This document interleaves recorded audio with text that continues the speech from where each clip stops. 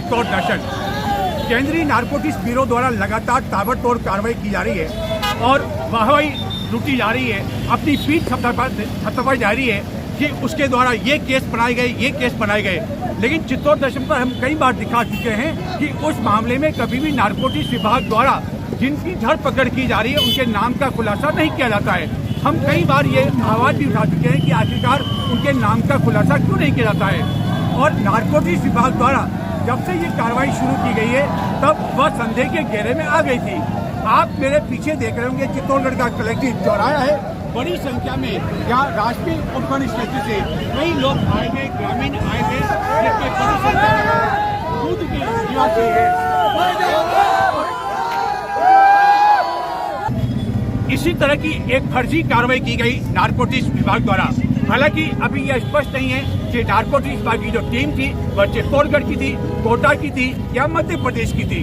मामला जो इस प्रकार का सामने आया है, लोगों का जो आक्रोश है, ग्रामीणों का जो आक्रोश है, वह आक्रोश इस बात को लेकर है कि भोले भाले फर्जी की। तो इसी तरह का एक फर्जी केस बनाया गया राष्ट्रीय उपखंड क्षेत्र के रूद में जहाँ की कई काश्तकारों के पास बकायदा पट्टा है, मेहनत करते हैं। मेहनत करने के बाद पूरी ईमानदारी के साथ वह नारकोटिक्स विभाग को अपनी अफीम देते हैं।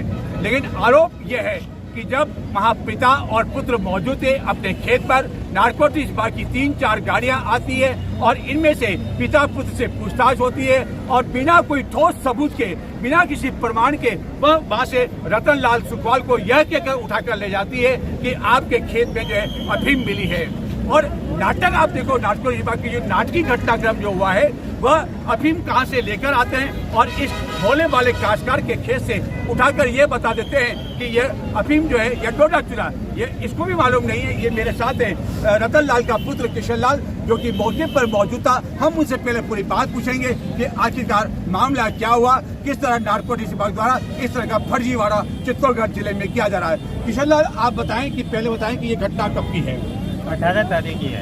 18 जून की। आप खेत पर मौजूद थे? हाँ, पापा और मैं दोनों दूध काटने निकालने गए थे भैंस के। दूध काटते काटते नारकोटिक्स की टीम आ गई, 3-4 गाड़ियाँ। आपके पिता का नाम रतन लाल है? रतन लाल। और आपका नाम किशन लाल है? किशन लाल। और दोनों के नाम पर पट्टा? दोनों के नाम पर पट्टा है। और कितनी गाड़ियाँ आई थी वहाँ पर? 3 गाड़ियाँ आई थी। और कितने लोग होंगे उसमें?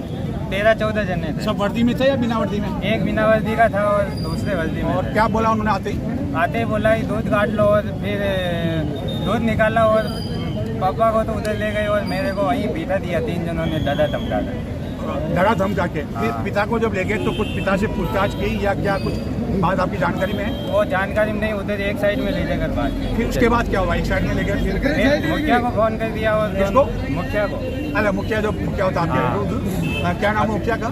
जमुना लाल जी और रमेश जी। उनको फोन किया, बुलाया। वो दोनों को बुलाया। वो कितनी देर में पहुंचे? वो 10 मिनट में। उसके बाद फिर पापा और तीनों को वीडियोग्राफी चालू करके तलाशी लेना शुरू कर दी। वहीं खेत पर? तो वहाँ जो पुट्टी वुट्टी थी उसमें लकड़ी वकड़ी चला के की और वहाँ जहाँ हमको पता ही नहीं था वहाँ जाकर के थोड़ा सा बावड़े से गड्ढा खोद के इतना ऊंडा खोदते ही केन निकल गई। यानी कि जिस तरह जादूगर आंचल है या जादूगर आनंद है, हमको पता भी नहीं। वो जो करिश्मा करते हैं वो नारकोटिक्स विभाग ने कर दिखाया। यानी जादूगर तरीके से उन्होंने वो निकाला और ये तो मैंने वहाँ बोलने की कोशिश की, हमारा कुछ नहीं है, हमको कुछ पता नहीं है। तो मेरे को 3 जनों ने पकड़कर एक साइड में ले गए और बोलना नहीं किया। और उसके बाद आपके पिता को ले गए? फिर कार्रवाई करके हम दोनों को गाड़ी में बिठा दिया। आपको बिठा दिया? हाँ। फिर मुखिया और वो मिलकर कहे कि इनको छोड़ दो लड़के को और 45 लाख रुपए इसके छोड़ने के लिए। आपको छोड़ने के लिए 45 लाख? भैया मुझे तो देख रहा आपकी 45 रुपए की भी क्षमता आपकी नहीं है और 45 लाख रुपए आपसे। तो ये नारकोटिक्स विभाग की एक बहुत बड़ी भूल हो गई कि 45 रुपए वाले आदमी से 45 लाख रुपए की मांग चली। उसके बाद किशन लाल का क्या कहना हम सुनते हैं, इनकी ही जुबान। पापा के जो सामान हमको पता नहीं था उसका केस बना लिया और उनको ले गए। अब उसके बाद 18 तारीख की घटना आज 19 तारीख हो चुकी है। आपके पिता कहाँ है ये आपको पता है? हाँ, वो कपासन है। कपासन कहाँ पर? कपासन थाने। तो कार्रवाई कपसन पुलिस थाना पुलिस नहीं, नीमच ले गए। नीमच ले गए। गए। तो आपका जो ये कहना है वो खड्डा उन्होंने खुद ने खोदा हाँ, और लगभग कितना फीट खोदा होगा ये केन इतनी बहुत है, 4 इंची अंदर ही। और कितना बड़ा उन्होंने पोटली या हाथों से निकाला तो ये इतना बड़ा था। कितना बड़ा करे? नहीं, केन इतनी बड़ी। केन थी वो। हाँ। तो केन में ये बताया आपको कि अफीम है या डोडा चूरा है? वो मेरे को नहीं बताया, पापा को ही बता दे। जबकि आपके द्वारा जो क्या और पापा आपके द्वारा जो अफीम बोई गई थी वो सरकार को पूरी दी जा चुकी है। हाँ। अब आपका क्या आरोप है इस मामले को लेकर कि झूठा आपका केस बताया झूठा लगाया है, झूठा और फंसाया गया है। 45 लाख रुपए की जो आपसे मांग की गई थी हाँ। वह मांग मुखिया द्वारा की गई या नारकोटिक्स विभाग द्वारा की गई? वो तो मुखिया और दोनों थे। तो आपके द्वारा नारकोटिक्स के द्वारा तो कोई पैसा ऐसा दिया तो नहीं आपने? नहीं दिया अभी तक। अभी तक दिया नहीं। अभी तक दिया नहीं, देने की इच्छा है क्या आपकी? नहीं।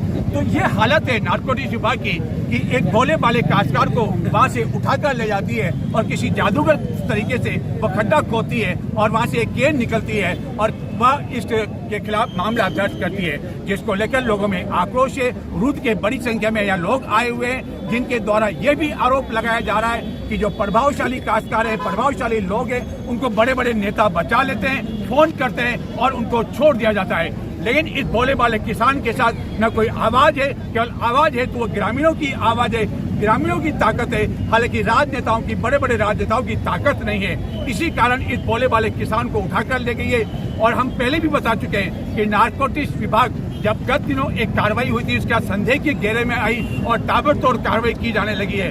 लेकिन आज दिन तक नारकोटिक्स विभाग द्वारा जिनको उठाया जा रहा है, जिनके खिलाफ कार्रवाई की जा रही है, उनका नाम तक खुलासा नहीं किया जा रहा है कि आखिरकार दाल में कुछ न कुछ तो काला है। हम बात करते हैं, इनके साथ कुछ जनप्रतिनिधि भी आए हुए हैं, उनसे भी बात करते हैं कि आखिरकार पूरा मामला क्या है और नारकोटिक्स विभाग द्वारा आखिरकार किस तरह यह पूरा षड्यंत्र रचा गया। बताते हैं आपको किस तरह का माहौल है इस समय चित्तौड़गढ़ के कलेक्ट्रेट चौराहे पर। चित्तौड़गढ़ के कलेक्ट्रेट चौराहे पर बड़ी संख्या में इस समय काश्तकार मौजूद है, ग्रामीण मौजूद हैं, जो इस घटना को लेकर आक्रोशित हैं और गुस्से में हैं।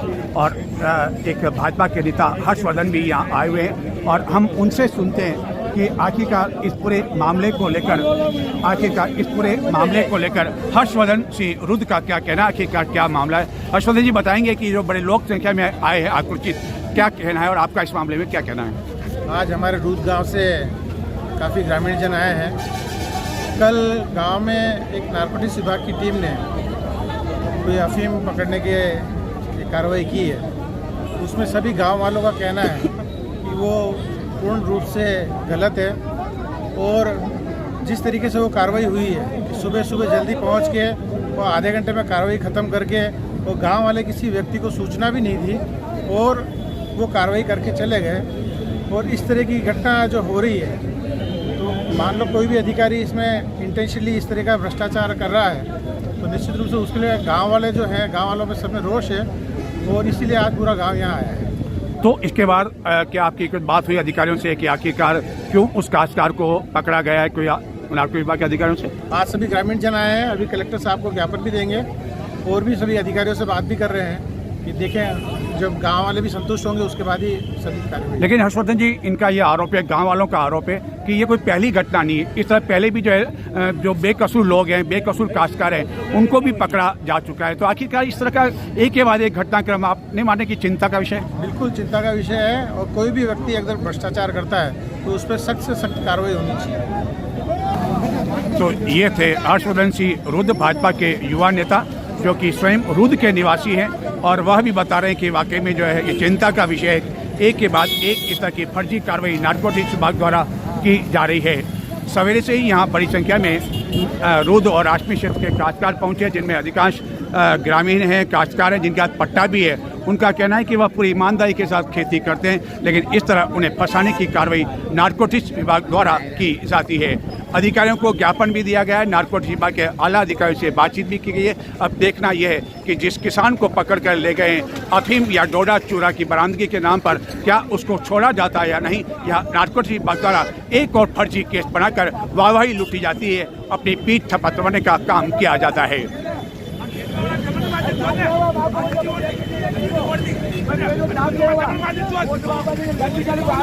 आज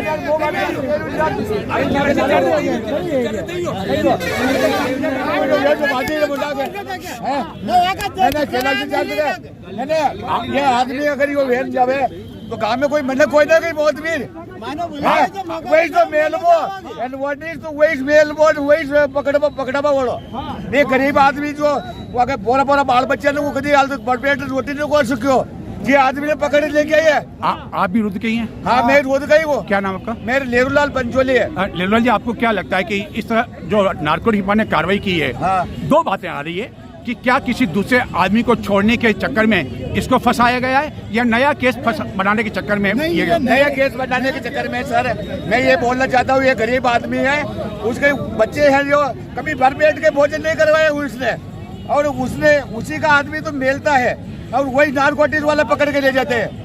और गांव के दुश्मन होते हैं उनके, जो आदमी के दुश्मन है रतन लाल के, वो तो वही मेलता है और नारकोटिक्स विभाग को फोन कर देता है और खेत में माल बरामद हो जाता है। खेत में ये बताओ मेरे को, मैं किसी का घर नहीं जानता हूँ, चूल्हा नहीं जानता हूँ, नारकोटिक्स वाले कैसे चूल्हा जानते हैं उसका?